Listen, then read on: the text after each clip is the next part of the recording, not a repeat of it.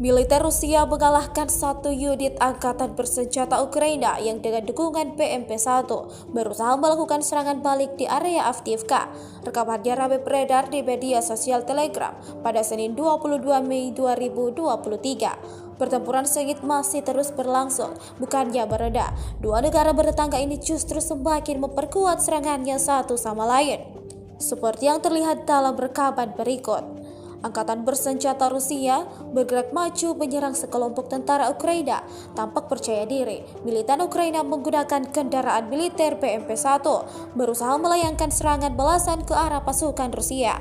Namun diklaim Rusia gagal. Sejumlah personel Ukraina berlarian kalang kabut saat rentetan serangan terus diluncurkan. Beredarnya video ini menuai beragam komentar dari warganet.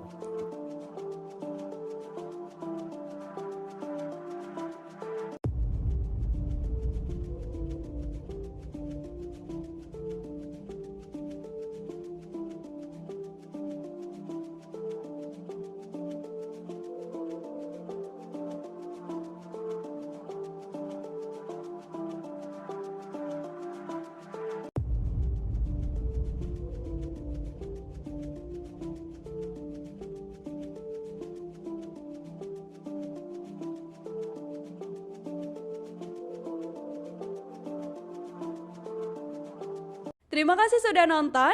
Jangan lupa like, subscribe, dan share ya.